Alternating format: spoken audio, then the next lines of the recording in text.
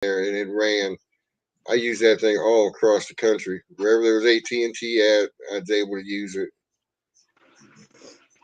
We've looked into a couple, I don't know, just getting a little hot spot, but from folks we've talked to around here, so right now it still ain't even worth, trying to find a hot spot. So we'll take My what we Lord, can my get. stuff going. So that was probably us tearing it out. Oh, okay. Yeah, I should have muted the phones. I got two of them, two work phones. You were talking What was about that, trying Tim? to. I say you was trying to talk about identifying them virgin queens. Good luck with some of them little girls. Yeah, I've seen the one of the ones I had. I mean, I couldn't. The only way to tell her between a worker, I saw her come out of the cell, so I knew she was a queen coming head first, not butt first, like that one video. I'd opened it up and she ran out after a worker came and fed her. She came out of the cell, and the only way I could tell the difference between her and the workers was that her tail was pointed, not blunted like the regular workers. Mm-hmm. And that was the only difference I could actually see in in her until she got mated. When she got mated, she her abdomen tanned out, turned Like tan. with us, it's two total different ways. I look at her behind, if you will, and look for that, sharp point on her tail end. Well, Hannah's gotten down so good to where she looks for the difference on the wings, and Huh. she can pick them out just as quick. Looking at her wings, you can't pick them out quick enough. Well, when I first started noticing regular queens, before I look at their butt, I look at their back, right where the wings came in. Is that plate, a little round plate, gets on their back. Usually on a mated queen, it'll be sort of shiny, and and something about that plate looks different than either the worker or the drones. So, I mean, that's how I used to tell the queen real quick before I was able to see her butt in a crowd. Whenever year before last, we had such an overwhelming season, and we were tinkering around with the 4-man's incubator. We were having anything we could.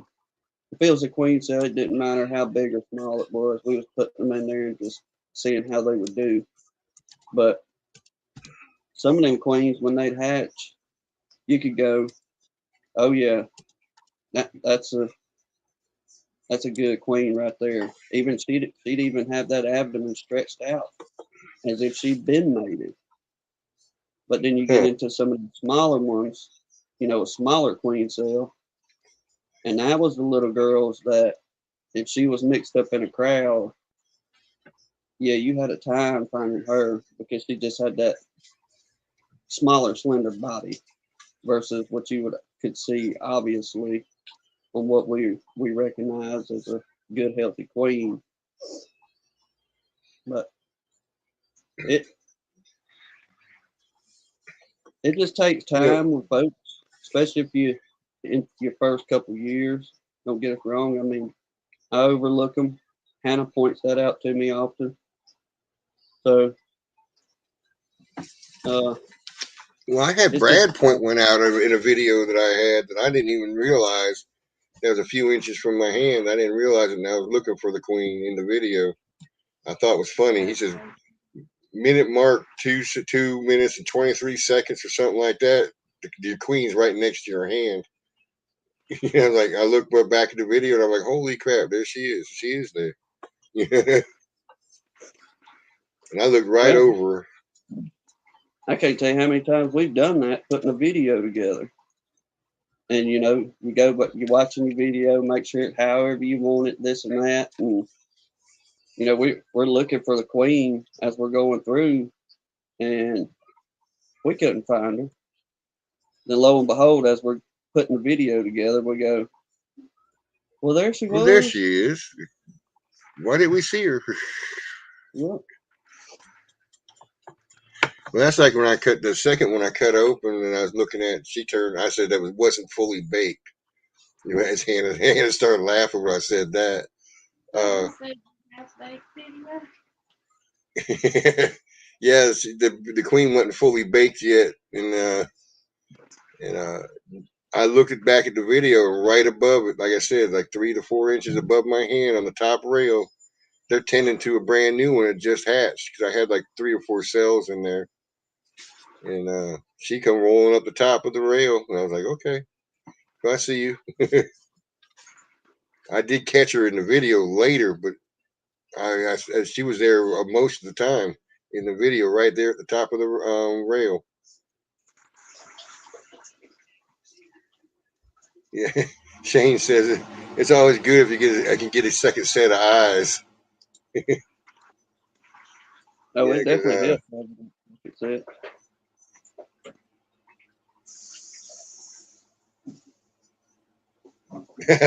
Stone River. Stone River, I'm laughing. Who's got time to chat now? It's bee season. Yeah, thankfully, they're looking like for us, it's going to be a much better year. Nothing like last year so far. Yeah, I'm just hoping I get those that guy you told me about. I ordered the strains from him. He forgot about sending them out, so I called him the other day. They'll be here Monday. I'm hoping I get something, get my swarm box back in condition, and get it back out for trying to see if I can catch some more swarms, um, and have frames to split with. Because the thing is that I don't want these girls getting too far out of hand before the flow starts. Hey, And it's well, fixing to turn on. yeah, Go well, ahead. they wouldn't be swarming right now if they weren't getting nectar from somewhere. They knew that that the hive could take care of itself. So that's that's a point to look at too. That we're not totally without flow. It's just not a major flow yet. They still can take care of themselves. We've been seeing small signs of the privet the last week and a half, 2 weeks. Starting to see them little bulbs pop up on that plant, if you will. Then Hannah and I went up. We done a working on a trap out. Don't know how well it's going to go, but if not, we'll mosey into cutting them things out. But anyway, went up looking at them, and as we was coming down the ladder, I'd seen a privet coming up beside this old oak, but I didn't pay too much attention.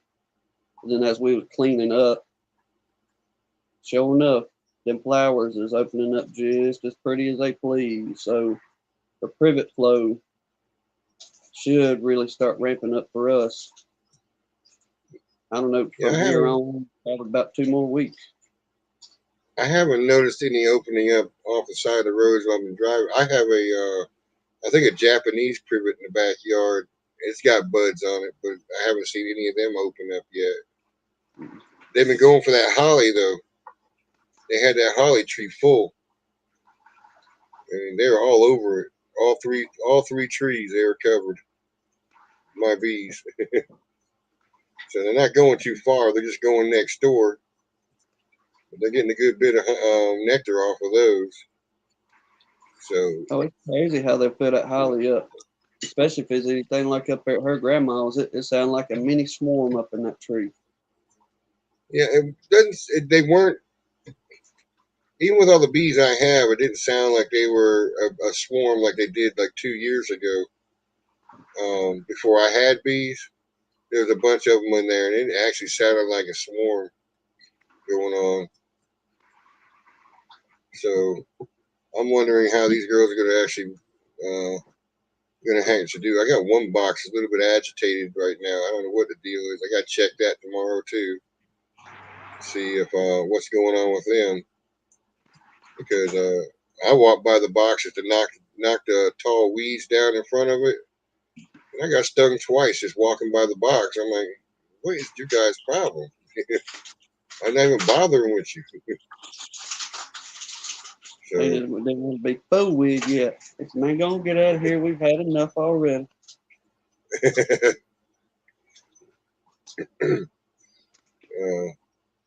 uh, Philip Morris, he must have been in his bees today. He said he's taking a break from getting stung.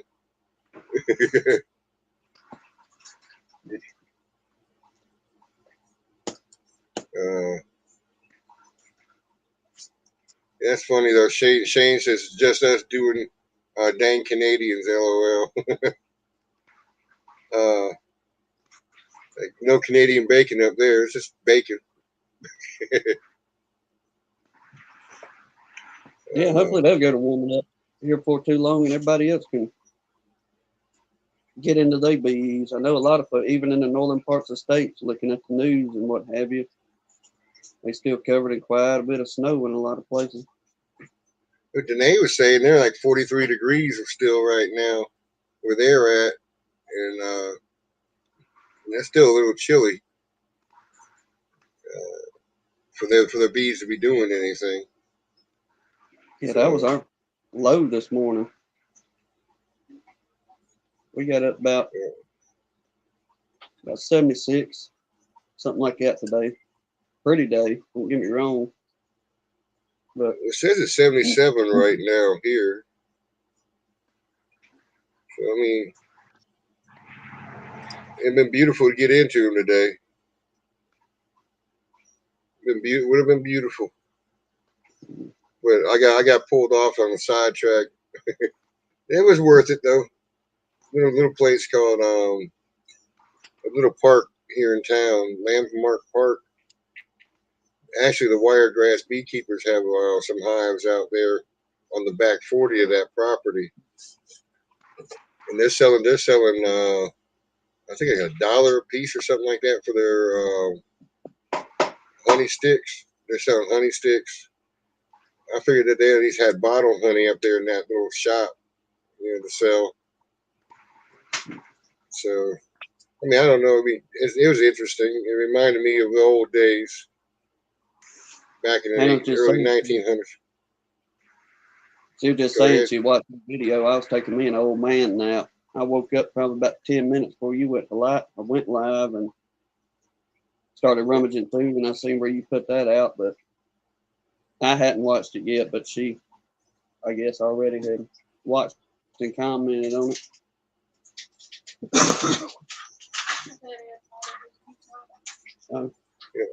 What was interesting is when I was doing that video in the first part, I was trying not to get them kids' faces in there, because was talking to the parents when I went by. So I'm trying to keep their faces out of the video if I can. And they were talking about starting to raise, they want to start raising bees too. So he subbed my channel right there. I was telling him what my channel was, and he subbed to me right away. So hopefully, if he needs any information or bees or anything, he'll give me a call, because all you got to do is Google my 263 bees, and my name and address come up. Set it out there on YouTube, not YouTube, but Google as a business. And I think Bob was the one that got me to do that. He ended up getting me doing that. I figured I'd start trying to drum up some business somehow for raw honey. And Hannah's hiding there somewhere, isn't she? Yeah, she's tinkering with her crochet. She's been putting that blanket together, or throw, or whatever we calling it. She's calling it. But trying out I a should couple different. Go Man, ahead. I should have took some video of that today too. They had these ladies doing quilting in one of the buildings. They were actually, using sewing machines and stuff, but they were quilting. My wife was sort of interested in that. Yeah. When she gets back in here, if I reach across right now, I'll knock everything down that I got going on. But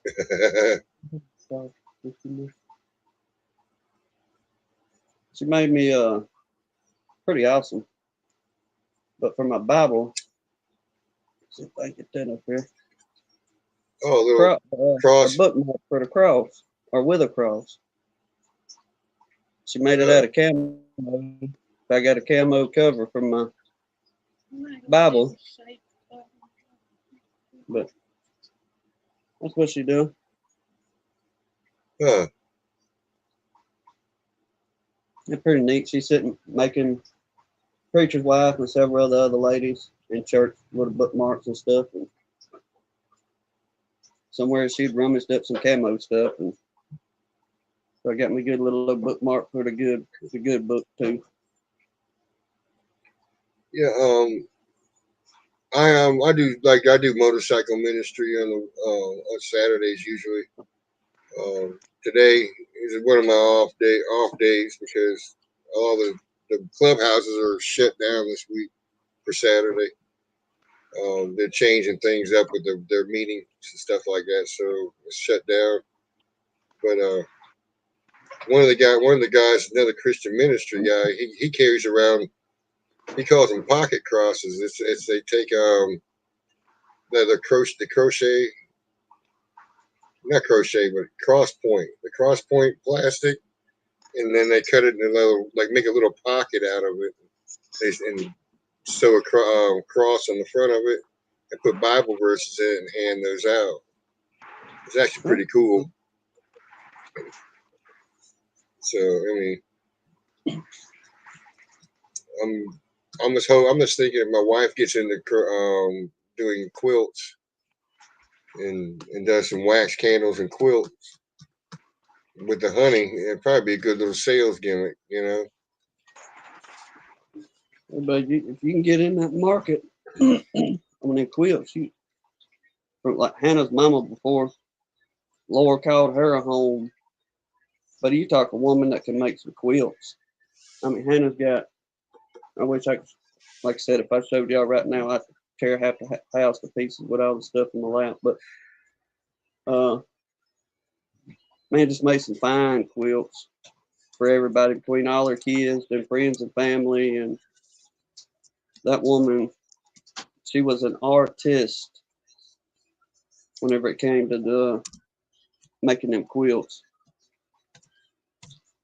But apparently, you can What I make don't what I don't understand is that some of them people, some will use a pattern and go by a pattern to lay it out and do it, but the ones that don't use a pattern and get it so look so precise, I mean, that takes a lot of time, effort, and and actually has to be desire because it would drive me nuts to get everything just so precise.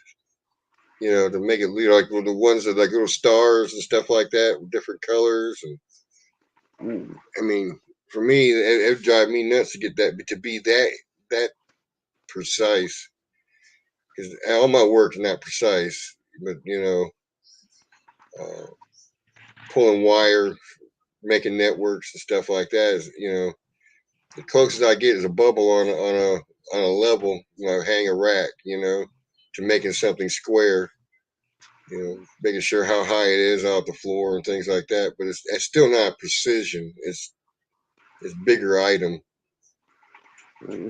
That was her mama. I can't tell you how many times throughout the years we walked into, she called it her sewing room, and she'd have all them patterns laid out and, have her one or two, I guess, sets or examples of what she wanted to start with. And she'd ask the girls, which one do you like best, this and that. But if she could just cut something out, put it down, run it through that machine, and bam, have something ready to go in no time. But most definitely, she was an artist in that in that field. Yeah, she's I've been working on the same blanket for years. It's about 2 inches long. I don't know if she's talking about crocheting it probably. Crocheting takes a lot of time too. Yeah, especially when you do the long needle stuff. You knit one, purl two. I don't even know what those are, but I remember hearing Grandma talk about them. Yeah, I couldn't tell you anything about it either, brother, except for, I mean, you can make some pretty stuff doing it. I can't wait till Hannah gets what she's doing completely put together. It's going to be a pretty neat reveal what she's got, but uh, she's looking to try to make something for probably not this one. I think she's going to do another one after this one to maybe doing a giveaway or something, but just kind of a highlight. She's gotten several different colors and she's trying to match up different pollen, if you will, but she's making them into like the hexagon and to fit it all together into one big blanket. But maybe in the next few months you'll have one ready for gun line to give away for any of you women folk or anybody that wants to try to win that thing well, or something. it's like some of the stuff I've made. I do with paracord, like crocheting the bracelet with paracords, or making keychains with paracord. I do stuff like that. That's probably as precision as I would actually get. Having an idea how long to pull the string to make it so long, what knots to tie. You know, I mean, it's not really hard. My mom did that when I was a kid. That's where I sort of picked that one up. She'd crochet plant holders, and so she'd have hanging plants. She'd hang them up, and they'd be in a crochet that wrapped around the pot. You know. Oh Lord, I ain't seen one of them things in forever. My aunts and Yeah, all them have to that's talking about that's I'm talking about back in the '70s and early '80s. My mom used to do that stuff. Bringing. I don't know how many people, how old some of these people in here, if they remember Trichem.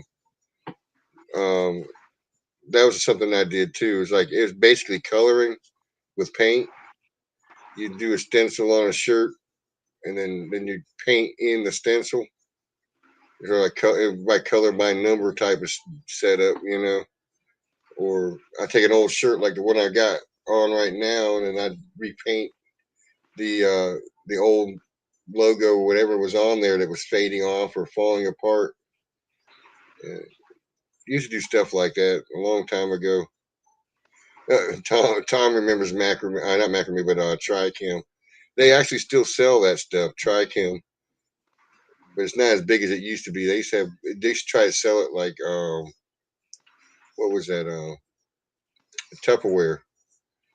They'd have little people come to your house to give a party, and they'd sell it like that. Something they used to do. But, they still have it on the market, but I don't see much of it. Danae says she macrame. Yep. You don't want me drawing nothing. I'm barely gonna stick man. I ain't no kind of artist. Now I can pretty well build you whatever you want. Give me some lumber and tape measure, and we can do something. But not at all an artist. Yeah, I used to paint on people's skin too. I used to was a tattoo artist for a while, and so I mean, art's in my family. My mom, I used to get upset when I went through my mom's closet. She used to be a real good artist when she was younger. Before I don't know when she did the artwork, but it was in the closet when I was about 13, 14 years old. I found a box in the closet, pulled it out, and it had all kinds of pictures of horses and yardscapes, farms type stuff, drawn out. And I got mad at her. I said, why don't you use this somehow, make money with it, your ability? No, no, no. It's just something I do. I'm like, something you do. And when I realized I had some talent for drawing and stuff like that, I started making money with it. I don't do it that much now, but I'm just saying, because it takes a lot to get into some of the stuff to make the money. It seems like every hobby costs to get into, especially beekeeping. That's what I was say. This beekeeping it'll hurt your billfold real fast, especially if you about like us, or you go from paycheck to paycheck, or you only got so much left every month to tinker around with. It don't take long to dig into that billfold. Yeah, I'm only talking about 80 frames, 40 deep, 40 medium frames and foundations, $260 Mm. ship. And And that was so, from the fella down there in Florida. actually, he's not in Florida. He's actually out of Virginia. But he's tied to the guys that are down near you in Mississippi. Um, I was asking him, I thought you were in Florida. He said, no, I'm in Virginia, where I'm at. So he's probably got a big old warehouse down there in Florida somewhere too, but he didn't mention anything about them. I don't know. That's something we're gonna have to do is take a ride over there to Mississippi and get some deep boxes and some frames ourselves. If we keep on where we can do some more splits, we about got them horizontal hives packed out. I say packed out, but it ain't gonna be long. We're gonna be digging into our boxes and getting all the input in. But then we're gonna My have to go biggest, buy some more, like I say. I can make boxes. The boxes ain't a problem. They're actually fairly easy to make, and even a simple setup where I'm not doing any routing or anything like that, but I put the lip inside. Take a half inch piece of plywood and cut a strip on either side to make the for the ears to sit on. I've got the size down pat on how to make them. And I've been making those. I make bottom boards. I make migratory covers with a lot of scrap wood. So the only thing I really have a problem with is keeping frames and getting enough wax built up. That's the only thing I seem to have a problem with at the moment. Mm-hmm. I've got like 4 deeps right now, and I've got 6 supers ready to roll. I just needed frames.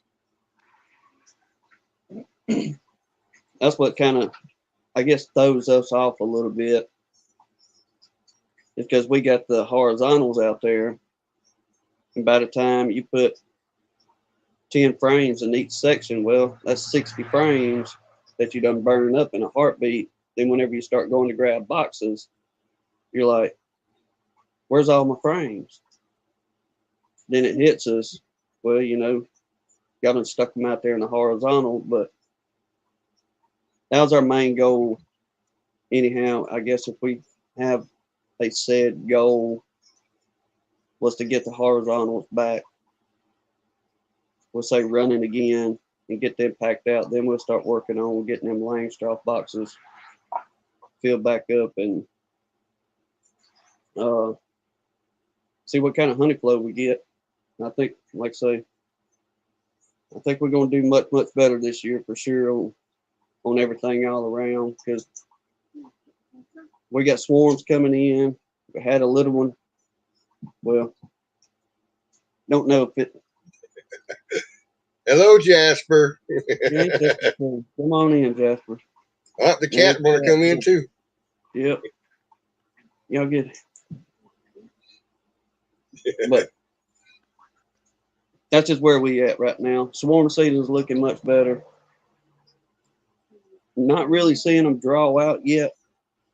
I mean, they're doing enough to get them by, but it's not that hardcore, burr combs everywhere. They're building on the sides, and filling frames out in a day and a half. We're not seeing that yet, but we are starting to see them draw some. Yeah, the swarm box, I checked it last week, and they were about 3/4 of a way with having a full frame of foundationless comb pulled already. So I'm expecting when I go in there, they should just about be done tomorrow. When I go in to look at them, I'm expecting to see the whole frame built out. I like the natural comb, but the problem is you just can't spin that stuff out. It blows out so quick without having foundation. Either that, or you just have to waste the whole frame of comb and crush and strain it, and that's just too much work, you know. We try to set about 10 frames between each colony.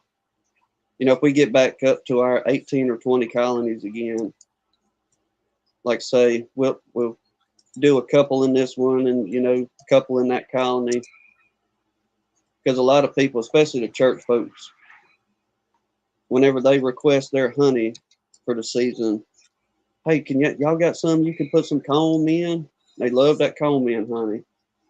So we try to at least get enough to where we can do 6 or 8 quarts to put that comb in. Yeah. Last year I did some comb, or well, like people call it chunk honey here, where it has the chunks of wax in it, and I did a few of those this last year, and they sold pretty good. But what I want to try to do this year, maybe I'll get away with doing the supers foundations and make them draw those out and make comb honey out of that. Because I saw on I think it was Amazon, they had a 2x4 comb cutter, and the boxes for to go into, and I think it was like 18-20 bucks for 100. I think it's no, it may have been 50 containers, and then had the comb cutter with it. And then I was looking at some other food serving dishes, a 4x4 for the hog halves. Put them in there on that, which were clear top, but they were 4x4 by 2 inches or 2.5 inches tall. So that way you can put your comb in there, and it'd be a good display because you can see through the top at it and see the whole comb. So I mean, I've been looking into that, hoping that maybe I can extend some of um, my purchasers to a different product. They liked everything I put out this year, so hopefully it's next year. Whenever we went over in Mississippi, and that fella was showing us that frame, didn't that frame hold about 6 of those clear little cases? 6 on each. Yeah, that Asian fella we over there in Mississippi, man, it blew our mind.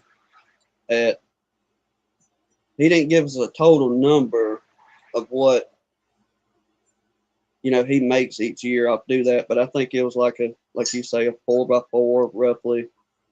Anyway, it was a frame where you could stick 6 on one side and 6 on the other side of the clear plastic deals. All right, the bees would build and draw off that, and he said that was like his number one seller for his honey. But it was just a chunk of comb with chunk of honeycomb. But he said, "Oh, I sell X amount of these each year." And we just kind of did a rough estimate on the way home of what that fella made off that. And buddy, you talk about that man made a killing. Yeah, he did. Yeah, I think Spanky was talking about that. We've talked about it in several different streams with Bob and it's with Spanky and Ricky. I forgot what they call that stuff, but I know what you're talking about. You put it in the frame and then it folds back over on itself after when you go to seal it up, get the bees off of it. You have to paint the surface of the plastic for them to draw on. So that's a drawback, but it's not that big a deal. You have to have honey wax to do it. So Oh, what was he? Man, I'm gonna say it was about $10 or $12 a piece. He sold them Yeah. things. It was like, I think it was $10 a piece. He sold it, and it was a 2x4 Yeah, it or wasn't. something. I don't know. It wasn't real big at all. It was see through, and he had his sticker on there, and I mean, he had it labeled up and packaged and everything. It looked good. Don't get me wrong, but I'm thinking to myself, ain't no way we could be able to. I mean, we probably could if we tried hard enough, but that fella, he is well established over Yeah. there in his community and in the surrounding area there, so it ain't too big of yeah, a it's problem called. for him to sell. There it is. That's it. That's it right there. JNDSBs. It's called Simply Cone. Okay. He said, sorry, didn't see anything. So I knew somebody would pop up when we started talking about what it was. But I've thought about it too. I even thought about those Ross rounds, but I've heard too many people saying to get them to actually pull those is sort of an issue with some of them. Ain't that You what got they to really had have a he said in that? yeah. I think yeah. Ross rounds. I think Sarah has mentioned that she tried Ross rounds. She actually she gave one of them away on one of the drawings she had was one of her Ross rounds that she gave away. And I think she was saying that it took her a while to get some of them to pull on it. You had to have a full box of bees for them to even work them, from what I'm understanding. I think that's what Not that, Blaine was saying. The other Texican out there, the Blaine was trying them, and the boxes that did actually draw them out. He said, y'all, they just kind of had to be some jam up boxes. yeah, like on the verge of swarming, but not. Yeah, Yeah, that's what that's the Hives for Heroes guy said too. That was on Ricky's chat. He's like, they got to be right at swarming, but you can't let them swarm.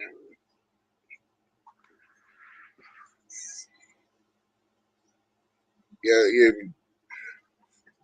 Yeah, there's got to be some way to do some of this stuff, but without putting yourself that close to losing half your bees, Mm-hmm. you know, one mistake and you got a swarm. I mean, you'll have another hive if you catch it, but Yeah, production. yeah. If you that is an if. I've had 2 swarms in my yard. I caught both of them, but one stayed. Yeah, so I had a 50% ratio as far as keeping a swarm once it was caught. Mm. And that's probably because there's too many bees in that hive, that nucleus hive. I probably should have dumped them off into a deep instead of the nucleus, but that's what was available. Well, it's just part of that. You got to find that area of, okay, how much do I split them down, or if I wait another week or two, are they going to swarm on me? Or if I do a split, then is it going to break them down too much to That they're not going to have production. Yeah. Now most of our swarms, I see Chris's comment on our side over here. Believe it or not, when we can as we talked, last year was terrible, but the other 3 years, they were wonderful for a season, and we could get ahead, do our splits, everything rock and roll good. And I don't think we may have had one or two here in the yard, but all the swarms that we had were coming from outside our yard. We knew for a fact there's no queen cells in any of our boxes. Nobody has swarmed. They're still producing good. But there's countless times that we, especially before Hannah got allergic, that we'd be sitting down there by them, and all of a sudden you hear that roar coming in. Mm-hmm. And a few of them may just be something to fill in a nuke pretty good. And we had several coming in that, Nice. yeah, fill up 10 frames kind of thing. So hoping we'll kind of get back into that groove a little bit too. Yeah. I was sort of upset about that one that flew off because that was the biggest swarm I'd ever caught. Everything else has been like, a Nerf football size or maybe a little bigger. So, And what were you getting ready to say, Hannah? oh, I was yakking at the dog trying to tell her Oh. stuff. She sees a squirrel out there. Mm-hmm. I can't say that word too loud in here. My dog will be looking at the windows, try to go through them. Uh-huh. That's how she is. She has a fit when she sees one of them things running around. But then we let her out, and buddy, she'll come down them steps and hit that last little landing, jump off. And run right past Yeah, them. go right past them, or the opposite direction of where she was looking. We're like, we thought you had it on point. She just likes to hear stuff told. My dog, she's funny. You mean you see a deer jumping through the brush in a field? Mm-hmm. My dog, when she thinks she sees one of those things, she'll do the same thing. She'll jump through the yard like that, looking for it. Uh-huh. And I think that's part of the bird dog that's in her. She's got some blue tick in her, as well as Australian foxhound. She digs in the yard when she hears the like my septic tank. You hear the water running in, and she'll dig on the top of my septic tank. She got a little hole because she thinks she hears something in the ground. Oh, darling, you don't want to dig down in there. Yeah, she's something else. She's a good dog, but she thinks she's something else. Houdini, like you wouldn't believe. A 70-pound Houdini. She'll break out the backyard. She don't jump the fence. She could, but she doesn't. She won't jump over a baby fence. You put a baby fence in the house, she won't go past it. She won't push it. She won't go over it, under it, nothing. That's But you put her in that backyard, she pops out in the front yard somehow. I come home from work, she's sitting in the front yard. What you doing, guys? Sound like an old dog I had. That was the best dog we ever had, but he'd do the same thing. Wouldn't find anywhere he'd dig out, nothing like that. But then finally got to start watching him. And in the corner of that chain link, he figured out he could climb using the corner of the chain link, and up and over he'd go. Well, we finally got to the point, got tired of his tail doing that, so we put a hot wire up. And at first, it let him know what was happening. But then he figured out whenever we'd unplug that thing for a little bit, he'd go and listen for that hum in that electric wire. And once he didn't hear that hum, it was on. up and over. Yeah, we were talking about Simple Comb, that Simple Comb and those little cassettes for comb honey. I just saw Davis, the put in. yeah, $80 for 20 cassettes is what he says they Yeah, cost. But a you were lot of money. saying, well, the price that you're talking about for those cassettes would like he's actually getting more money for them. You know, you said Well, he $10 was for one, yeah, $10 for that thing, and then if it's Yeah, got he probably six, went up on them things.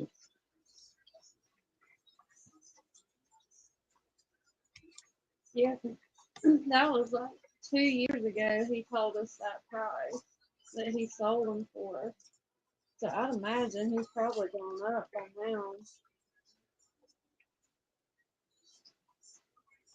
It'd be interesting if you got the colonies to do it, and if you got the workforce to do it, then that's just absolutely another way to bring in some pocket change, especially if you got the patience to just set so many colonies to the side and just have them completely do that workforce for you.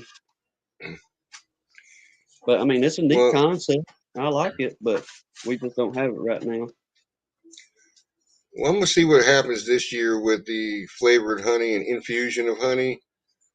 We'll do this year compared to last year. Uh, and also, I have a refractometer, a proper refractometer now, so I can tell the moisture content, which may decrease some of the crystallized honey I had this year by pulling at a proper moisture content. Last year I had a refractometer, but it was only told me bricks, so I was having to calculate, and I probably might have been calculating wrong. So Yeah. I think that's why I ended up with more crystallized honey last year. And most of it was capped. It wasn't uncapped. I have a feeling the moisture content was up. So, and that's what people. I mean, that's what some people are saying that causes the crystallization. But I think it has more to do with what the bees are bringing in more than anything else. Well, The nectar that they're pulling. if I wouldn't butcher what Earl was saying, how he broke down the science of the sugars in the nectar, what was it, the fructose and all that he broke down. But I guess a lot of some things may have a higher sugar content in the nectar, and some things not so much of a higher content, because ain't it like a lot of the guys up in the North Country that in them canola fields to where that stuff crystallizes real quick on them? Yeah, that's what they say. It sets up quick.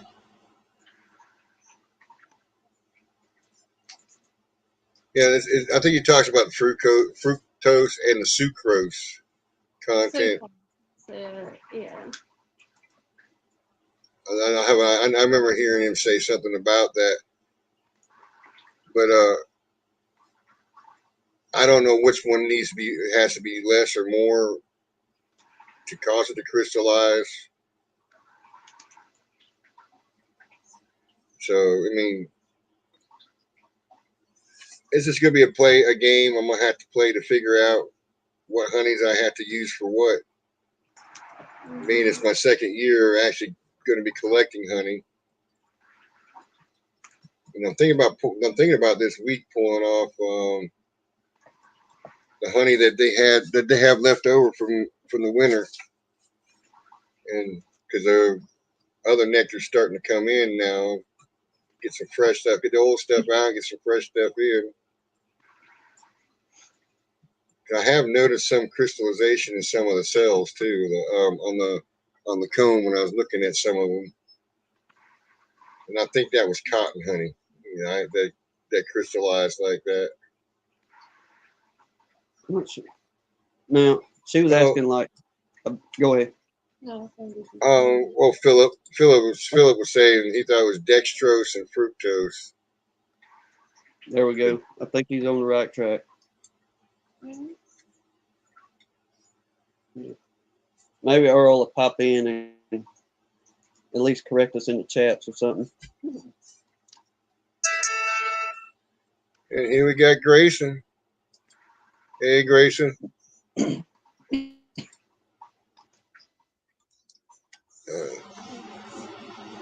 So I mean, yeah, I wouldn't mind Earl to pop in and show his face again. For that matter, DC, he has a camera. He should come on. Mm. He should bring I it. think that overwhelmed DC a lot coming on that live. Yeah, well, he's got a good character, and I think he would do good with it. I just don't think he likes his face being seen. I can understand that. Yeah, because usually when he's doing his videos, you see him. He's got the veil on. You can't really see his face that much. And I think that's what he hides from. We I can't keep say too joking. much. Well, I keep joking the fact that someone was saying something the other night, and I commented, DC still uses a flip phone. What do you think? He don't want to. He's asking about those Apple Pods or AirTags that they were putting in the Queen Right box, Queen Right labels. So later, David. So I mean, I think it's funny that granted, yeah, I know that Big Brother is watching everything we do.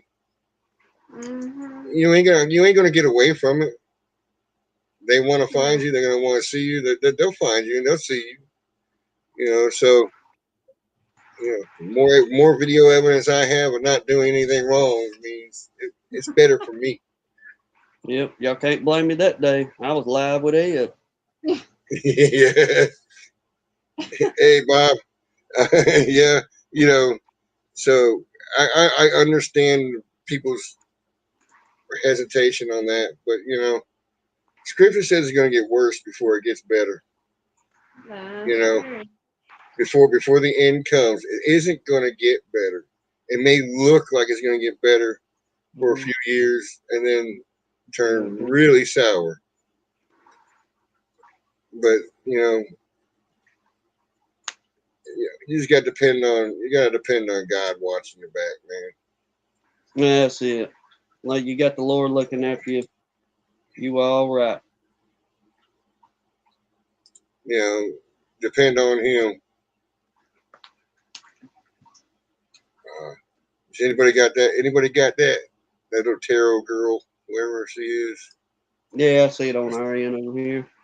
I don't know if I can get rid of that or not. I don't like that.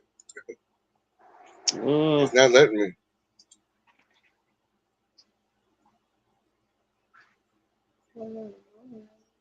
Well, we're on our channel. Does it show up on? It's not showing in the Edge chat. It's just. No, it's on your side, I think. Because it's on the guest chat side. Okay, there it Bingo. goes. Deleted. All right. I mean, I'm not scared of it. I just don't want it in people's faces. Yes. Well, you go jab too much on all that stuff, then you know how So it goes. Bob put a bid on some property today. So I guess he's gonna make the great B move. Yeah, he's gonna make that great B move. Just move out of his mama's place, or looking for another I don't yard? know. I don't know. It could be both. I don't have a clue. He said he put a bid in. Maybe come in and explain that a little bit for us. So we're not left out here to just guess, Bob, and say the wrong thing. Why don't you come on in? Hit the button. Gotcha. Oh, he's saying it's just an auction, so probably won't Yeah. get it. Well, maybe you will. If it's something you're interested in. Jasper. That girl popped up again, Terror Destroyer. Let's see if I can just. Jasper knew I was coming. See, you hear him? Yeah, he was crying. He heard Bob's name, but then to hear Bob's voice. I put in a bid on a piece of property. We'll see what happens. It's only 2 acres, but it's got a double wide with a shop and a 100 by 36 barn, or 36 by 100 barn on it. So Pretty good sized building there. yeah, the only thing is I've never done an auction before in my life, and it's still 2 weeks before it ends, right? And I'm pretty much at the upper limit of what I could bid anyway and offer on it. So what I imagine will happen is someone, a realtor or something like that, will jump in at the last minute, scoop it up, and then sell it or something, you know. And So those people's emotions get vicious. Yeah, they do. we'll see. It's online, but it's not here. It's not in South Carolina. So we're gonna wait and see what happens before I make any announcement. Or when I lose the auction, I'll let everybody know. Well, we were surmising whether it'd be somewhere where you were going to move from your mom's house or it's just an out yard. We were No, it would assuming, be a so. move. It'd be a pretty substantial move too. So it's not like right near me. So, not that I have anything against South Carolina at all, but the fact of the matter is this house is kind of in limbo, right? And at some point you gotta look out for your future before before something happens. I hate that have stuff forced upon me, but if I can make whatever moves I'm gonna make and adjust to the situation, then it's a decent thing, right? So I can deal with that. It's always good to have somewhat of a path in front of you that you can at least figure out a way through. Yeah, it's I don't know, it's a nice little piece there, and for the price that it was at, actually I'm the leading bidder right now, so we'll see how long that lasts. The last bid, I've been looking at the property for a week, and the last bid had been up there for a week, and then I posted it, and they haven't outbid me yet, so we'll see what happens. Well, Tim, you've been to some auctions and stuff. How does that usually work with property? We did an estate sale auction, and Hannah's not a fan. Hannah's not a fan. No, I had to battle some dude and end up paying 3 times what I bought, what it was worth, just because he made me mad. Hit the wrong thing, guys. Sorry. Yeah, they're kind of spamming the chat, whoever that is. Yeah, I've been hitting, knock them out for 24 hours, and they get back in here somehow or another. Yeah, it's a spammer. It's coming from your side, though. So I'll just keep erasing them, but heavy. Probably some little 30-year-old grown man sitting in his mama's basement. But the auction we went to was the only reason we had went because this gentleman. He was a huge beekeeper. Yeah. And he was selling off equipment and knickknacks, and Everything. some of y'all may remember the big poster that we got that's hanging on the wall in here. That hung up in his restaurant for 25 years. But what did you name that? The Beehive or something like that? This is the place, Ed, if you want to pop it up. It's nothing it's nothing fancy. So don't get your hopes up. But it's Come on. There it goes. it's a double wide, and on this end it's like they built out a workshop area on the left side. And this back here is the barn, right? And there's some other buildings back there. Looks like But it's it pretty cool. needs some work. But I like the fact that it's wide open, right? Bees could fly wherever they want to go. And there's not. I noticed something else. I noticed something else about that too, Bob. It ain't dirt. It ain't all dirt. Dirt. I won't have to be mowing my dirt. Was that a cat right there on the porch? 2 cats.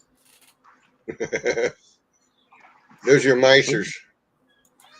Ow, my micer's coming in here every time I get on a live. That's a good looking view, man. So it's a 2006 mobile home. And then they built this little add-on to the side.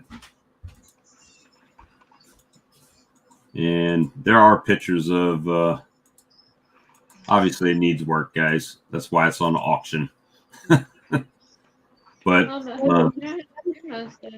I don't know if they had pigs or goats or what they had in there. This building actually has a concrete floor in it. So, and of course there's mobile home. I wonder if it's got a dishwasher, Tim. I don't know. You better check the other one, them bows, though. I see a microwave in there though. Yeah, but there isn't there another one right there on the counter under it? Yeah, you can use one. You can use one to make the lightning strike on the boxes. Oh, there's a dishwasher right there in the island. I highly recommend you check that. That's a nice open area there on that. Mm-hmm. Well, if I can buy this and pay it off and have no mortgage or land payment, makes things a little bit easier in the retirement ages, right? Oh, yeah. Hopefully. Yeah, from the look of that, it's up towards the mountains somewhere because it's got a lot of hill in the area. Oh, yeah. Someone in the chat already mentioned where it is. This is the little workshop area here. Yeah, from Virginia somewhere. A little west of there. Oh, Janae guessed it. So, yeah, I mean, it definitely's got. I'm trying to get to the pictures with the barn. Would you be quiet over there? So, No. definitely has full-on barn. I mean, that's supposed to be 36 wide by 100 feet long, the building. So,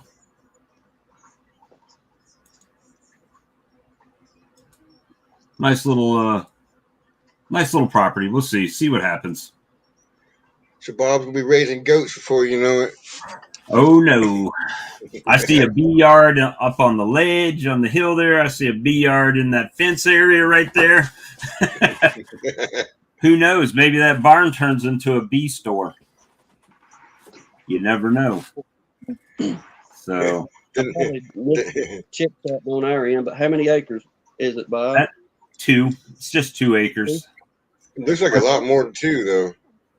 I think, and see, this property that I'm on is only like 0.58 acres, but because of all the woods that surround it, it looks much larger than it is. So it's really 4 times what the size of this place as far as land. So we'll see what happens. I'm trying not to get my hopes up on it because it seems like every time you get your hopes up on something, then something smacks you around a bit, Mm-hmm. So we put it in. If it happens, it happens. If it don't, well, we're no worse off than we were. So just trying to make a few little moves. Well, like she And said, then them folks in them can be brutal, even over a cup. You know, I get y'all were going over land. That's a big investment for folks, kind of thing. So if I you're get it willing for to what work out for me. if I get it for what I bid on it, y'all will be really surprised. I mean,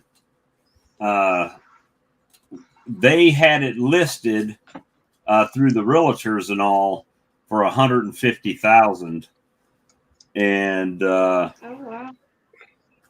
and it's nowhere near that on the auction. So, but like I said, a lot of those people are waiting to see what it is and come in at the last minute and outbid you by $1,000 or something like that, you know.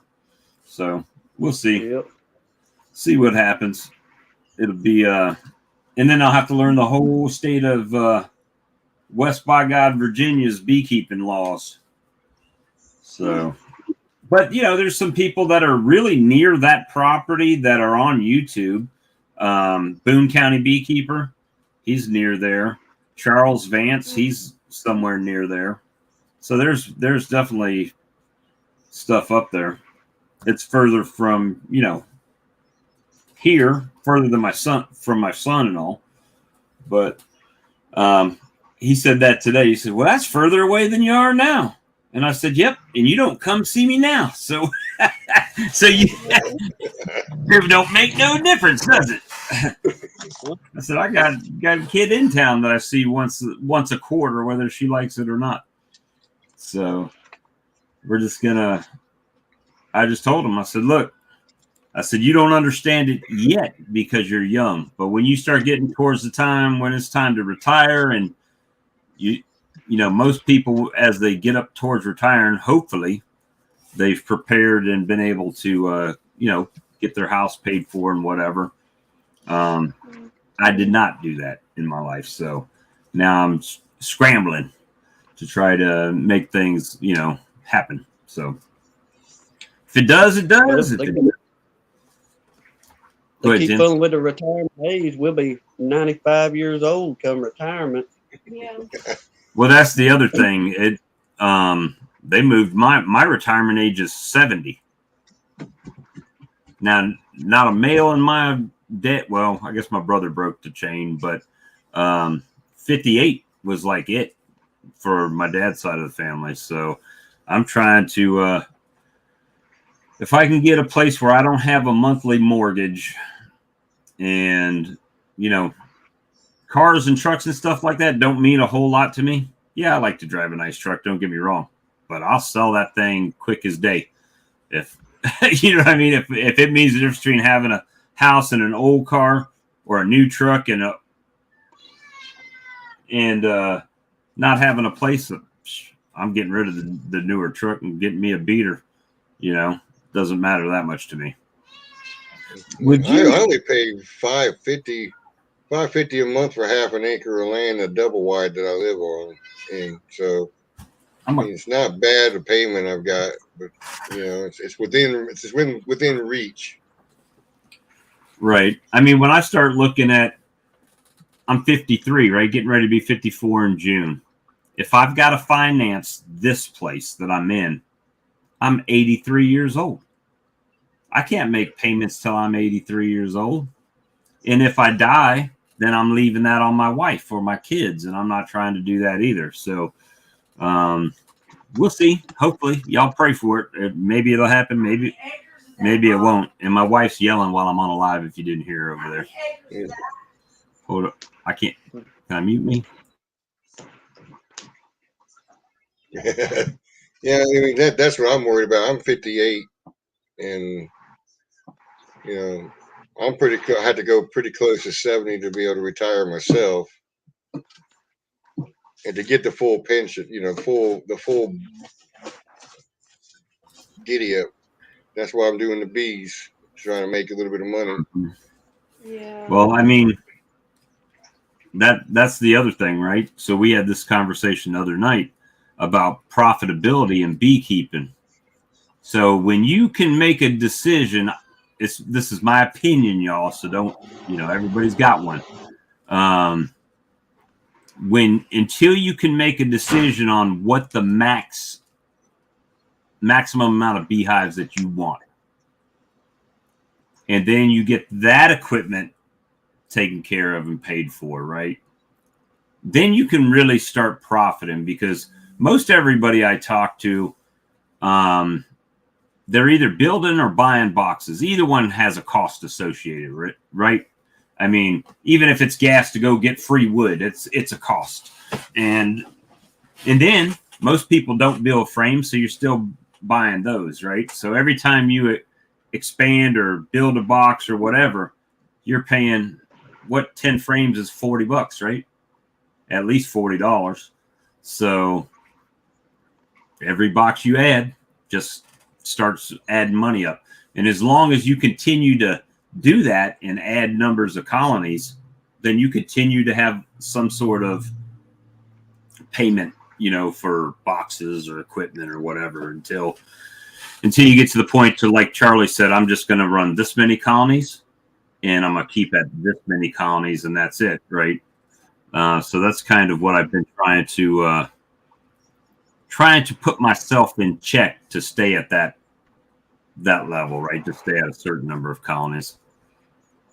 And will it work? Hell, I don't know. I'm oh, that's shiny, let me get that. Yeah, it was close to 80 here today. And those 2 swarms that I caught in the nukes that I did the video on, I went back out to put feed on them today, and I think that was the 2 smaller swarms that were in the trees. One of them. The other one, the one that I caught this afternoon, I think was that one of them out of that nuke box. So I just put them in another nuke box. And we'll see if we can keep them in this time. I'm going to leave them in the box longer before I open them up this time. Put some feed on them. So just put these in the neighborhood. Talking a second ago of, me and Hannah was having this discussion the other morning, and I don't even know how we really got on it, but she was like, where do we get to the point of where we can do this as a living?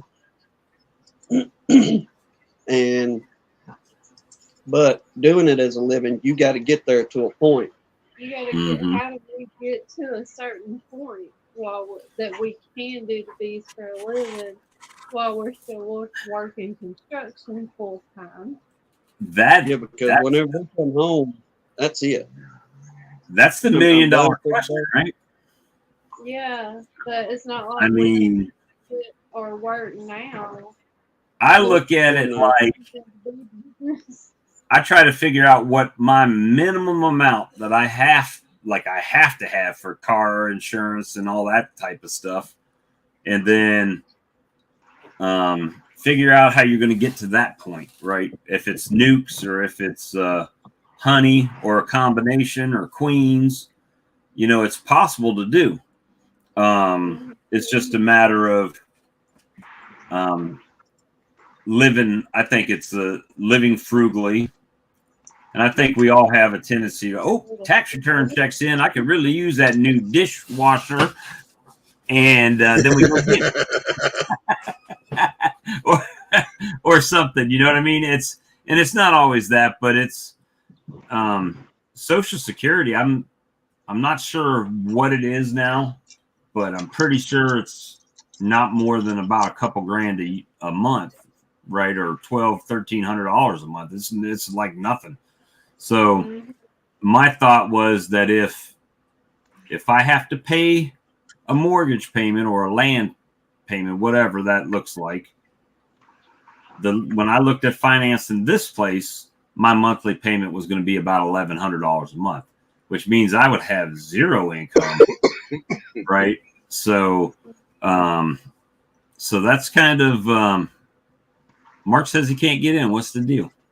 He's on our side. Yeah, go to Ed's channel.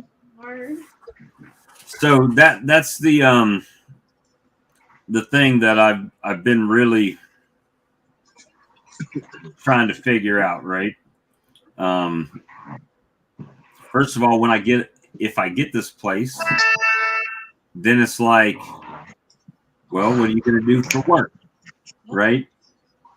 Got to have something. So, but You can't transfer your jobs or Dobbs up that way. maybe. I think they've got one up there near Charleston, Charleston, West Virginia. So, so we'll see what happens. But you know, I've got a lot of skills as far as working in a lab and stuff like that, and it's just whether or not there's any jobs available for that up there, right? That type of job. So we'll see what's going on with it. But it's one of those things that it's like nothing is set in stone around here, other than Monday I go to work. You know what I mean? And then we Zoom through the day and you know, live streams and stuff like that. But as far as like living here, my sisters haven't said anything about the place. They haven't asked about the place or anything. And that's buying me time right now, and time I need to be trying to figure out what I'm going to do. So even if let's say I buy the place and get it paid for and everything, and I don't move up there, there's nothing wrong with that either, right? I just have a piece of land out somewhere else. And Well, you got 10 years, double your money, especially the way everything's going nowadays on daggum land prices. Mhm. So, I mean, I don't know. I've never bought a house ever. Never bought a house. I've always rented. Because when I was in the military, I was young and didn't think I needed a house because I was moving so much. Then when I got out and started working in the pharmaceuticals and everything, when I first got out of the military, I wouldn't make enough money to afford a house. And then when my credit's good, then it's like the interest rates are out of whack like they are now. So it's just one of those things. There's also another option. If I do end up getting it, there's always the option of then mortgaging the house after you get it, right? And pulling some equity back out. So there's options. It's just a matter of if they ever happen, you know. So we'll see. Keep our ears. We've been blessed on the end that we took out a loan, but it was an interest-free loan. And we worked our butts off and paid it off. Yes, that's what we had to do. It was sweat equity in a way. Well, pretty much all it was is, hey, look, we can help y'all, but this is what we want. So we agreed to the deal, Smart. and bam, we was able to get our little old trailer. We was able to get it on just a little more than an acre of land here. But it took me and her probably a good 3 or 4 years to get that loan paid off. And the fact of the people that lent us the money, they said, I want this done to my house. I want a carport built to my house. I want, all these other things done.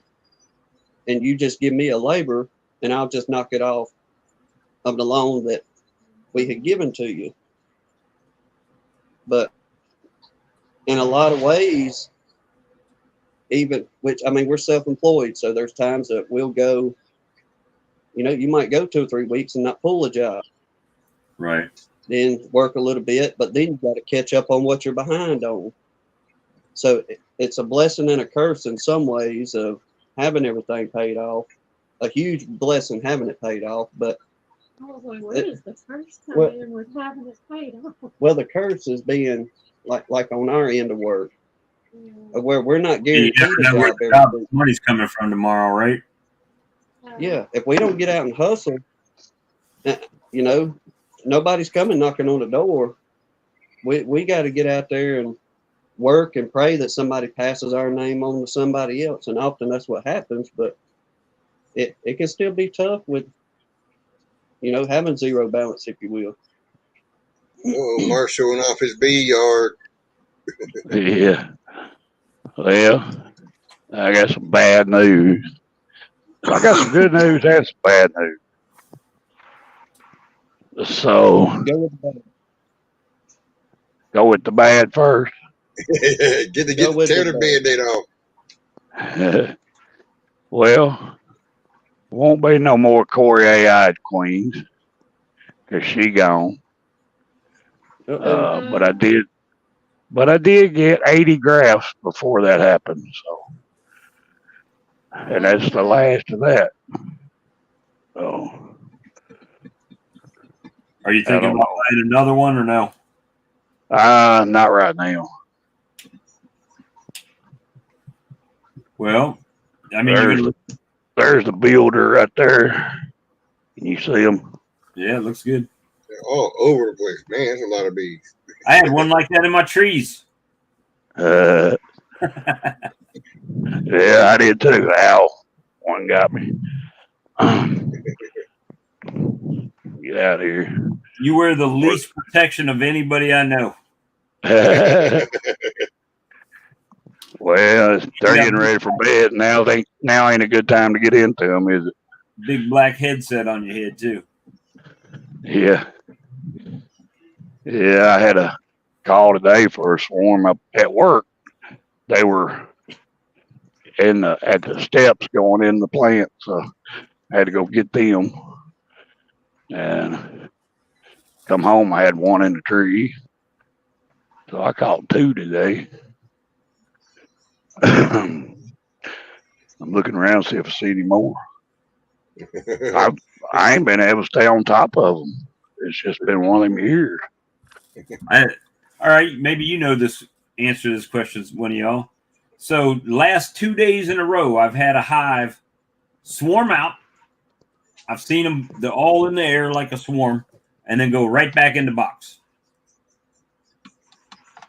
Have you ever seen that before? Yeah. Like, is that a practice swarm, or is it a maiden flight, or what is it? Don't ask me. I don't know. Are they on crack? Yeah. On crack. You're in South Carolina. They on crack. crack baby bees. That's what Yeah. I name my honey, the Crack Baby Bee Company. Here's a few splits. Let me see them. Oh, one up. We sell 9 pounds of honey today. I ain't used to a camera, man. Well, if you had a tripod, we wouldn't have these problems. I got a tripod. That's the problem. Sound Bob all the way around. That's I what. don't know how to operate. I call myself, when I go without a tripod, I call myself Bob Podding. Bob Pod. The Bob Camp. There's a few bees in there. That's just little splits. That ain't a split. Yeah, I got a split out in the yard that I did. They're usually, when you go into them, they're like that. They're pretty docile. I got hit twice this morning when I went to pop it open and take a look, see where they were at. Yeah, two of them came out and nailed me, and I'm like, "You guys you're too big, not big enough to do that."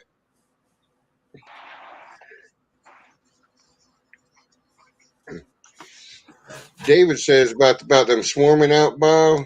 He says it sounds like the queen can't fly. She may not be. She may not have run her around enough to cause her to be able to fly. It could be a possibility, or they haven't convinced her yet. They said we lost Mark. It's froze up. Yeah. I meant to try to split that colony, but unfortunately, I was mowing dirt all day and burning and blowing chopped up leaves off my dirt,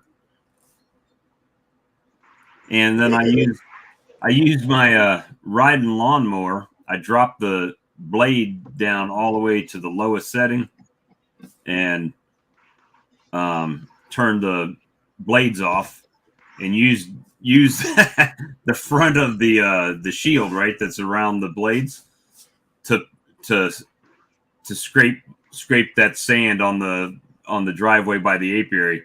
I was just smoothing it out and pushing it back up the hill so it can wash back down next time it rains.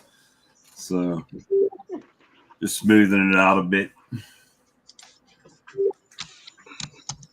That's my computer. Sorry, guys, if you're hearing that ding. Yeah, I don't know what happened. We lost Mark. I'll bring him down Maybe here he'll for be right back now. soon. I haven't. He's still on there, so he's connected to some sort. But That's me. you got the house. Like the old AOL, you got mail.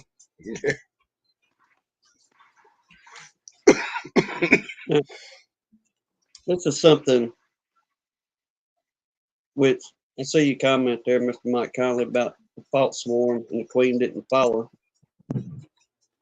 But this is something I've thought about doing.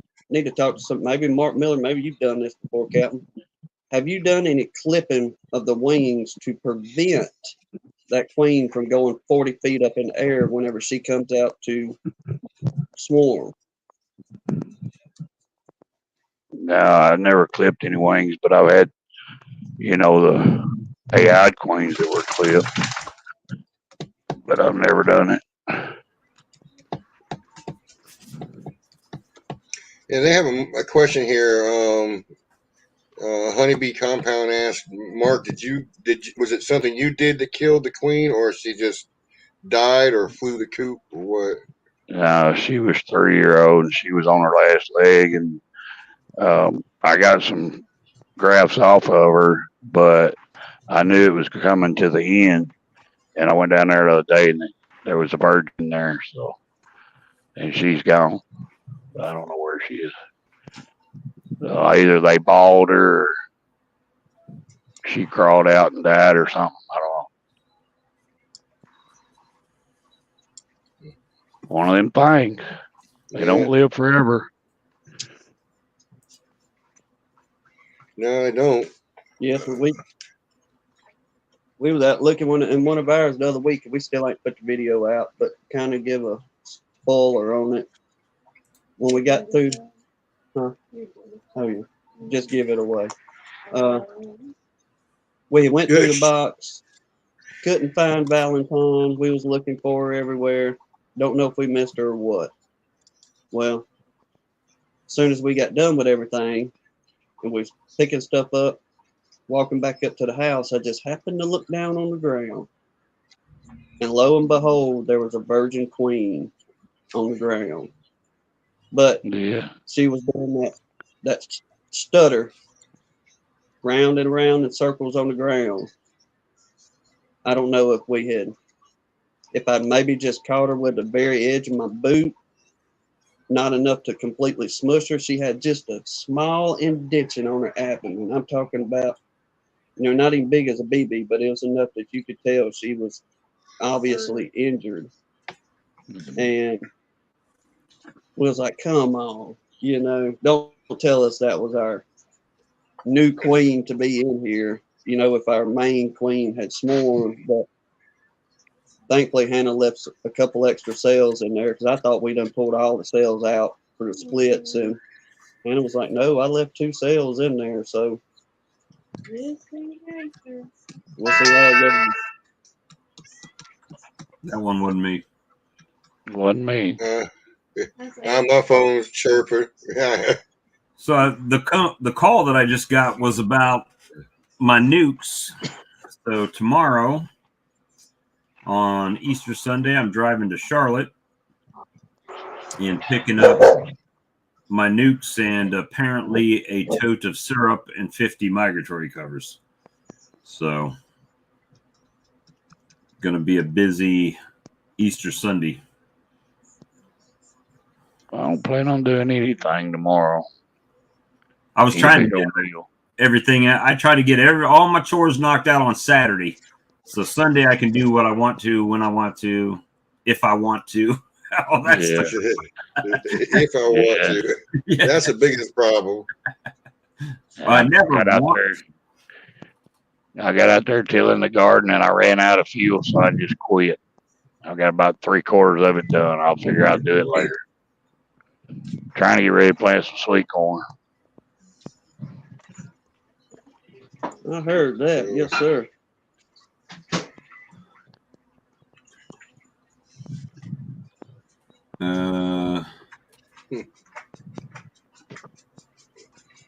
A Japanese Easter service. I've never heard of one of them. That's what Sarah was talking about. I got a helper that I'm gonna bring in here one of these days. He's got about 30 hives, I think.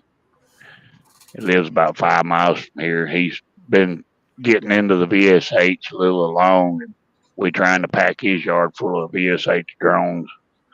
I've got mine packed full. So I've made my goal what I wanted to do. So now it's just a matter of getting queens bred and getting it all laid out the way I want it.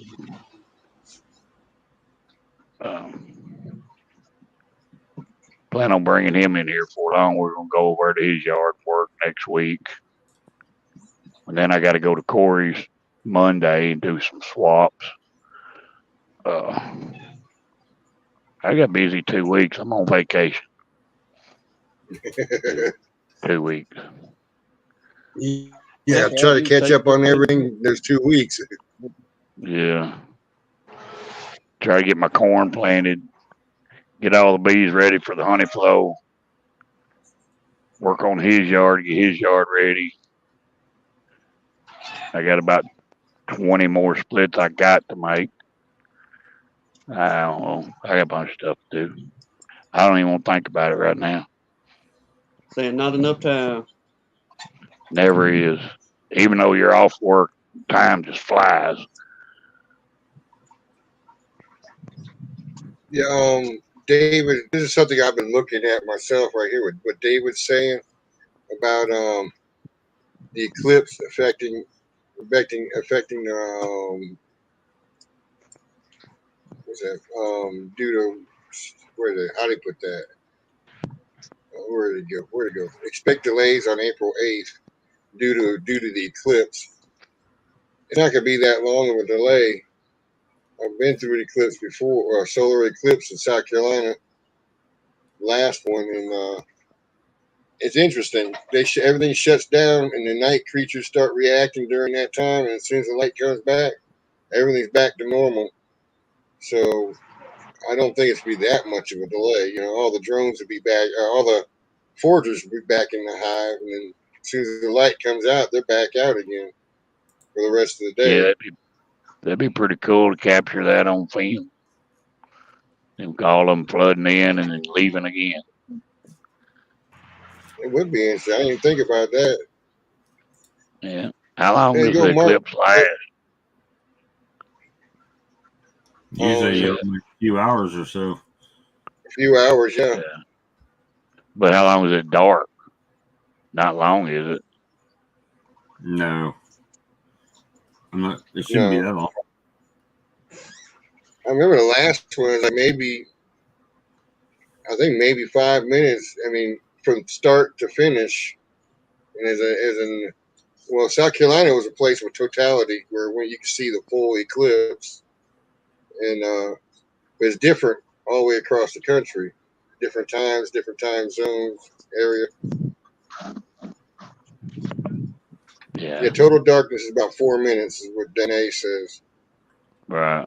And that's what I remember. I remember it being about 4 to 5 minutes. That's just long enough for them to catch their wind and get back after it. Yeah. Refuel. They'll be like, get back out there, girls. It's daylight again. I need to get a nap. Yeah. I don't know how much we're going to see in our neck of the woods, Ed. I imagine we'll probably be able to see a little bit of it, but I don't know Well, how it depends on good it's how going to clear be. it is. The video I got originally on that 7 years ago, I remember them redoing research on the eclipse, what you should see, and I actually got the full thing where it started moving in, covered the sun, and then when it went, as soon as it started to go back out, it has little diamonds, like real bright, real for a moment. It's called a diamond, and you can see it on the video where it just a straight line straight through the video, where as soon as it moved out, it made that straight line, the diamond, and then you start seeing it move back out across again. I use a filtered lens to do it. It's really cool. I remember seeing one when I was a kid in school. That's been many a year ago. They've had some more since then, though. I didn't sit and watch it though.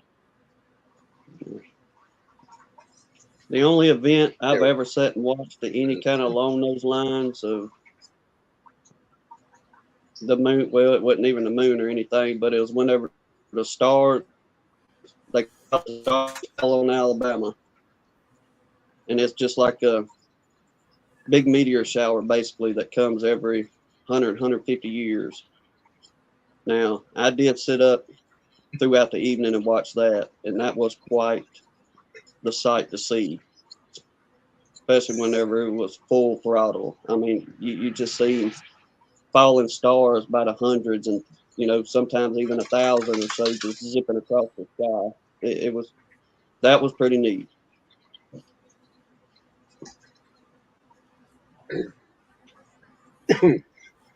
It'd be interesting to do a scientific project to figure out what bees, if they know that something like that's coming, or what they would do if they know that's coming.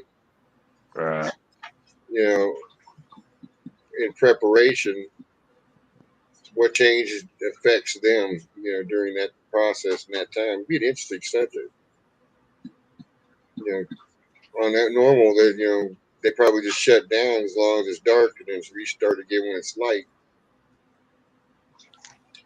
But insects and creatures like that is something else. What they're capable of doing. I mean, I imagine it affects them in some kind of way, whether it's just, like them coming home 30 minutes before it goes to raining, if it may be something along that effect, or Yeah. if it just slows them down or something.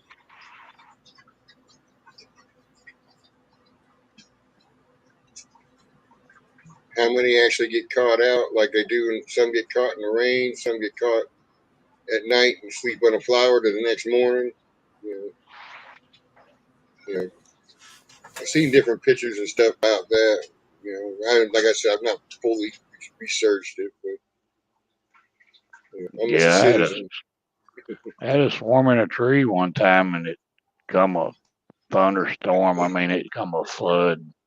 I went back out there after that and they looked like a bunch of drowned rats hanging in that tree. I shook them off in a box. They was fine. They can take it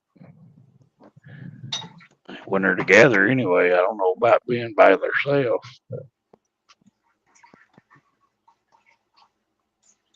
I reckon as long as it don't get too cool on them, huh?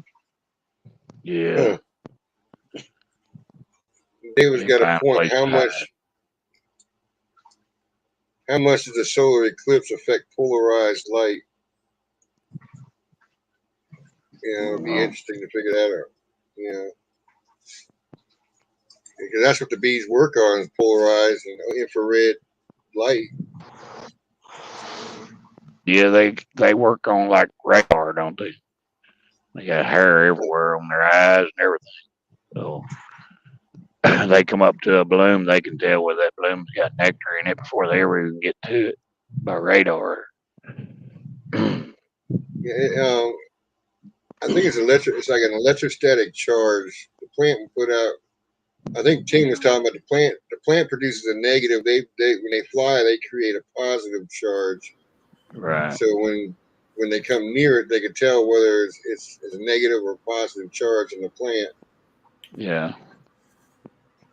Y'all should watch that That's what- video. It was unreal. The way that guy had it set up where you can actually hear the sound the bees hear to tell if there's nectar in it or not. Yeah, that's pretty cool. Yeah. Okay. So what are you doing, Mark, with your breeding program now that is you going to be doing off the daughters only, right, for a while? No. What I got is a bunch of daughters, right? So it's them drones that I'm looking for. So what I Okay. get mated here now will be real high ASH, or should be. I've already seen some of it because I had bees that I didn't really care about last year that were carnies that I just let swarm, and they come back mated, and they're awesome this year. I mean, awesome. So, I've seen a little bit of it already. This year's really gonna make a difference. It should. We'll see how I can get mated. In a small yard, it's hard to get a lot mated. Plus the weather being up and down don't help. Wind blowing 40 mile an hour don't help. No, not for mating. Yeah. Just see how it goes for a little while. I just kind of do my own thing here for a while. Are y'all still touching freezing and stuff, Mark? Or Are we what, Tim? are y'all still getting at or below freezing, or y'all kind of start to get into that? It's supposed to be like 38 or 35, like Wednesday or Thursday of next week. Tuesday night, I think, Wednesday morning. But it's in the 70s. It got up here. It got 80 here today. But some of the nights have been cold. It's been managing in the 40s and 50s, but we're still getting some nights 35, 38. So it's just really been up and down. It'll be warm for 3 or 4 days and then cool for 3 or 4 days, and warm for 3 or 4 days and cool for 3 or 4 days. Just up and down, up and down. I've never seen nothing like it, and it's been that way for months on end.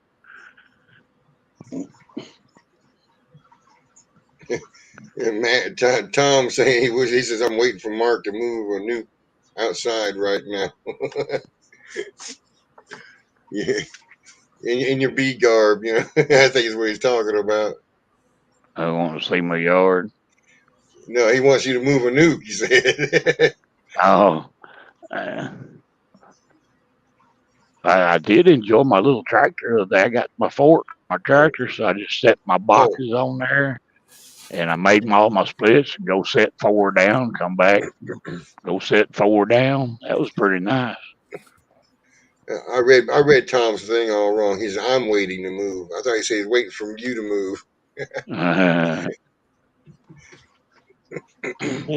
Ain't nothing like getting out on that tractor and tinkering around. It don't matter if you drag a limb across the yard. That's what I've been doing all day, Tim.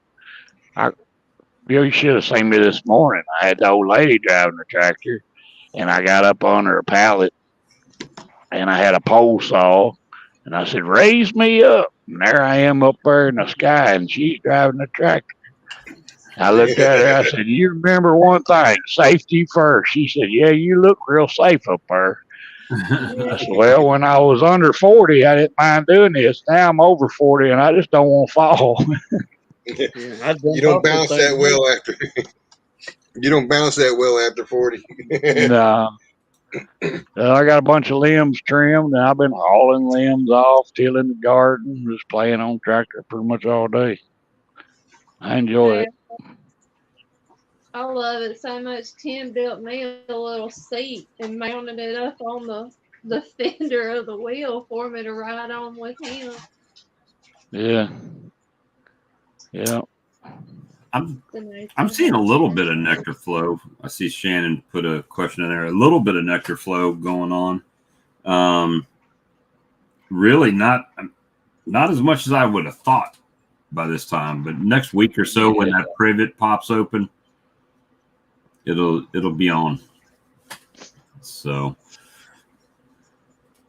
all of my fruit trees have all bloomed. The cold didn't get them.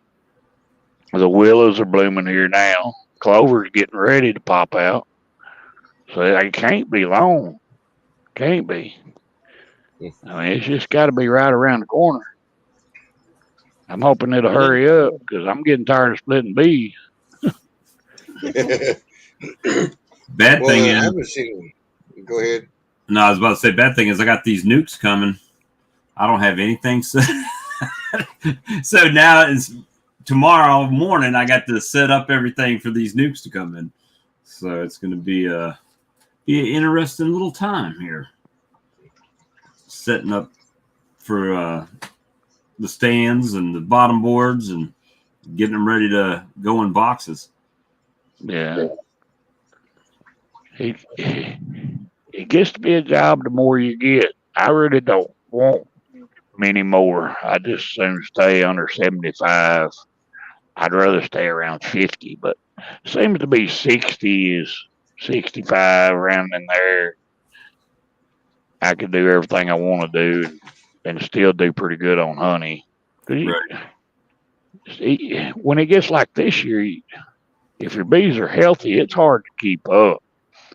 Because, I mean, they're going to blow out, right? And you just got to stay on top of them. And the way I work, it's hard to do. So I lose a lot of swarms. But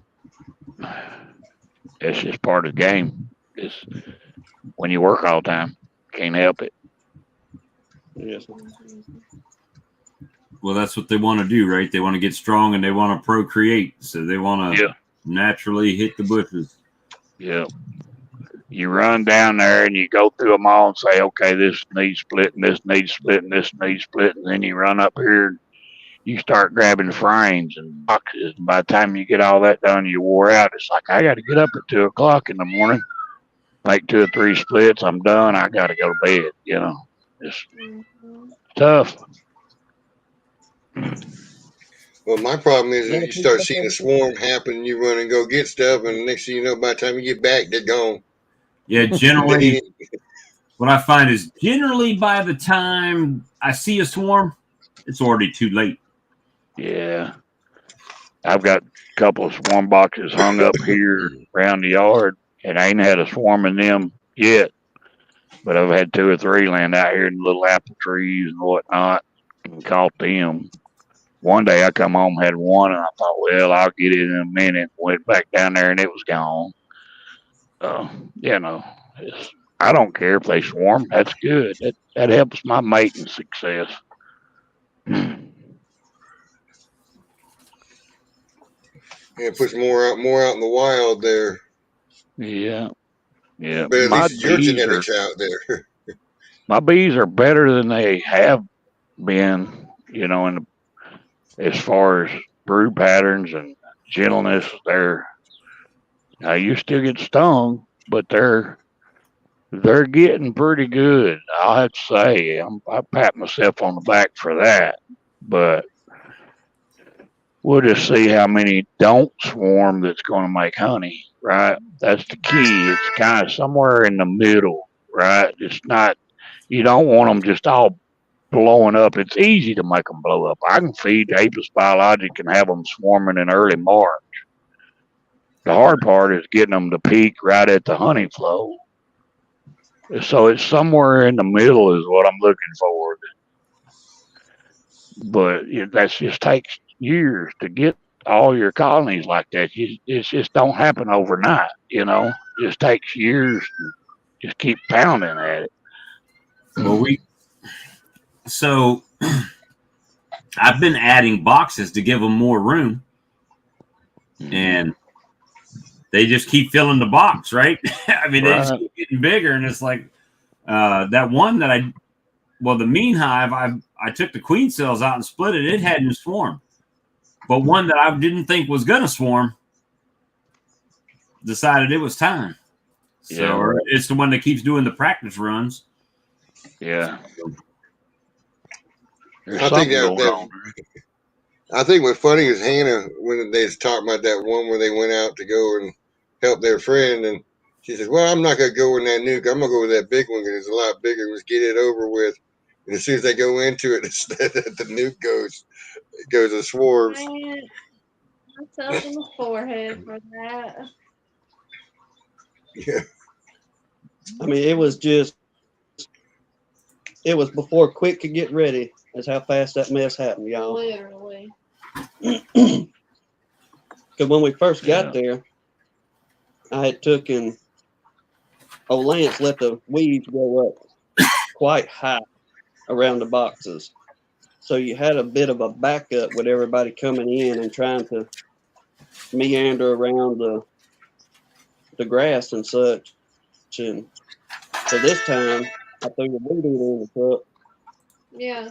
I was like, way to go, Tim. Let's just see how bad we can tick them off with a weed eater right before we get in them boxes. Yeah. It was 10 minutes later, buddy. They just, They were everywhere. yeah, I guess that's all they was looking for. But we got them. We got them. Yeah. I tell you, y'all have each other, and that really helps to have moral support. I'll tell you. I found, of course, my mentor died, and we worked bees together, and it really helps to have somebody there. Get me this, get me that, whatever I need. This we need to do this or that, and it makes a big difference working bees. It really does. Yeah. Mark, you sounded just like Hannah out there in that yard working them bees. Get me this, get me that. That's about right. Yeah. I know nobody's thinking about it right now, but I've got free shipping on the website using Easter 24 if anybody needs anything. Did you ever do the jacket thing, Bob? Sir? Did you ever do the jacket thing? Yeah, well, no. Yes and no. I'll tell you. Give me 2 seconds. I'll come right back and tell you. Well, I was thinking if you did, I wanted a couple, but if you don't worry about it. It ain't like I'm hurting for jackets. I've got 4 or 5. I see you wear one pretty steadily right there. Yeah, I do.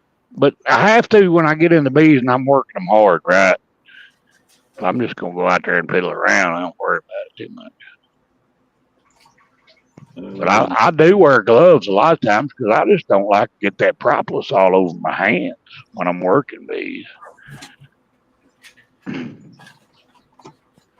So I was going to order the jackets like the one I've been wearing. And when I was in North Carolina, I saw one that seemed nicer. And then, so I was putting the guy off of the ones that I was looking at before I went to North Carolina until I could get with this other guy. Well, he hasn't, I called him and he was like, okay, I'm going to Vegas this week. And after that, I can get with you. Well, he didn't get back with me after he got back. So, my big concern was the veil. So with the veil, it was the one that I saw in North Carolina was much more heavy duty. Like you're not gonna tear that open, right? And then I got looking at the one that I of the fursuit that I was looking at, and it's more heavy duty than the Guardian that I have, but it's not as heavy duty as the other one. So, I mean, I had that veil the other night when I was doing that removal right up on a tin roof, right on the edge, and I was pushing it up there so I could look into the into the hole and moving back and forth, and it didn't snag or cut or anything. So I think it's probably good, but the guy is aggravating. I mean, he blows my messenger up every day. Even when I tell him, hey, dude, quit messaging me. I'm at work. I'll Yeah. contact you when I want to make an order. Until then, leave me alone. And Right. and he still blows it up. So Yeah, that's a good way to lose a sale. at least for me, because aggravation, you know, I got enough of that in my life without somebody I'm trying to give money to bugging me. Right. So, and right now, because I bid on that land, I'm not buying nothing. Nothing. Till we know what's happening with Can that. you see Shannon's comment? I'm sorry, Tim, what? Can you see Shannon's comment on our page?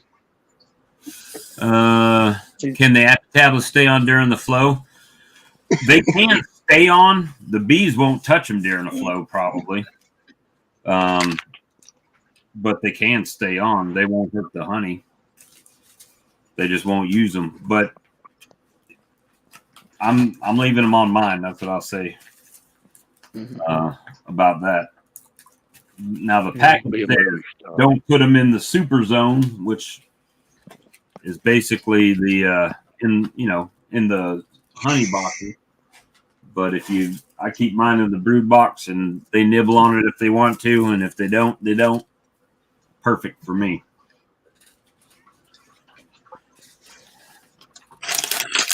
I've had Amazon orders I had to pack up there. Market. Thymol works. There's no doubt about it. It works. Did you see the American Bee Journal this month? I have not, but I heard about it. But now it's been all I've used last year. I used Apogard, and then I did use some OA once it got cold. I didn't do any OA over the winter. I just used the tablets all winter long. Yeah. But Thymol, it definitely worked. There's no doubt. So that Randy Oliver paper basically says that extended release Thymol over a 3-week period has a 98% efficacy, like the first 3 weeks. Mm-hmm. And the Appy tablet is an extended release Thymol, only it stays on there longer than 3 weeks. So yeah, they're not going to consume it in 3 weeks' time. Right. There's a long extended Thymol. I would say 3 weeks, not really that much extended, really. You know, that's a brood cycle. Apogard, I think you put it on, and then 2 weeks later you put it on again, and then it's like a month long. And it seems to do better in hotter weather, because the cooler weather, it just seems to harden up and just sits there. You know, as long as it's a gel in the hotter weather, it seems to work better. That's not my cat. Yeah. Mine usually comes. Oh, and here comes my cat. You must have heard your cat. And there it goes. I got 5 or 6 of them. So but I don't have to worry about mice, though. Well, there you go. We with you on that. We got enough, but you ain't got to worry about no field rats or none of that mess running around. Yeah. Mine actually get out. They'll catch moles sometimes. When moles come up to the top, they'll get them. My goodness. That's mine. Talk to me. What do you want? Now it's walking. I said something to it, so now it's walking. So did you guys? That old yard cat of ours out there. I would say our yard cat got an old mole not too long ago, and we now know why the chicken crossed the road. Somebody dumped one off, and it stayed across the highway for about 2 weeks, but it would look at me and Hannah every morning when we left out for work like it wanted to come over here to our chickens. Well, finally it moseyed over here. Well, I don't know if you know anything about chickens, but this joker is about big as a golden buff or a blue duck wing. Just a big old chicken. We named it Big Feet. Yeah, his name's Big Feet. But Did when them old yard cats, it got on one of them moles. And well, as is out there, knocking it around, Hannah was like, just go out there and kill the mole or take it from him. I can't take all that mess. Y'all, I ain't joking. I ain't no more started coming down the steps and that big old chicken steam what was happening. And buddy, and about 2 gulps, boom, boom, it choked that old mole down. I was like, well, I ain't got to do no work on that end. Did you guys hear me talking about that sticker company, the label company, yesterday? Yeah, I caught part of it. The U printing. So you can get 2,000 labels for $121 or something like that. That's cheap. Yeah, that's where I buy these labels for the swarm lure. Right. But they're the same size that I use on the little jars like this, right? The smaller ones that fit on there. So works good. And what's the name of that? uprinting.com. And you can change your dimensions. Obviously, if you change dimensions and stuff, the price is going to change. But the more you order, the cheaper the price is per sticker. Yeah. So if you could come up with a sticker that fit everything, you'd be sitting pretty good. Mm-hmm. But the problem is my sticker says like 1 pound, 2 pound, 3 pound. Well, just change it and put a line, and you can just write in 2 pounds, 1 pound. Yeah. Yeah. And that way Yeah. you can print one label, or you can just have a checkbox, right? 1 pound, 2 pound, whatever variety, and then just check it. Checkbox would be better, wouldn't it? Yeah. And that way you can use the same label on multiple jars if it fits. Right.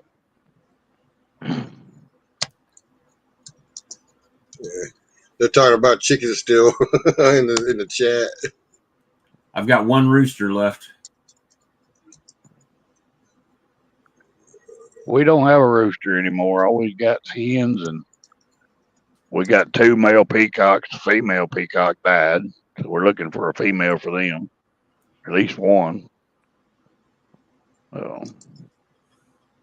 And 1 duck. We're down to 1 duck. My ducks got picked off quick by something out here. I had 5 ducks at one time. 1 of them got hit by a car. I knew that. But the other 4, I guess owl or hawk or coyote or something got them. Yeah. Because I never saw them. They were just disappeared. So imagine they got drug into the woods by something. Well, y'all, I'm going to get off here and go eat me a bite of lasagna. Yeah, I'm getting ready to hop out too.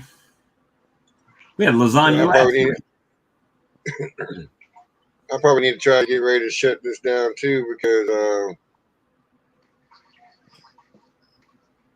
Uh-oh. And there you go. He hit the wrong button. Well, I'm out of here. Y'all have a good one. Take care, Mark. Mark. Later. Well, I wonder if he's coming back in. Yeah, I imagine it. I hope so. I don't want to do a sign off. I don't think we can sign it off for him, can we? I can't. You might be able to. I can't. No, I mean, I have no idea. That's a Lee question or Johnny Walker question on that. Well, usually, it has that stop live stream on the top.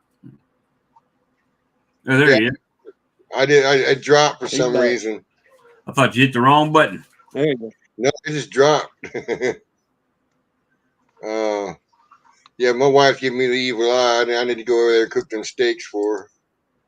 So Yep. she had some dinner. Good eating. All right, y'all. Yeah. Well, I'm going to hop out. And we'll see y'all on the next one. All right, man. Y'all All take right, it easy. guys. Y'all have a happy Easter. You Y'all too. as well. Yeah, and everybody who joined us tonight, I hope you all have a happy Easter as well. So be good, behave, and behive. Until next time, God bless you and your bees. Bye, y'all. Take care.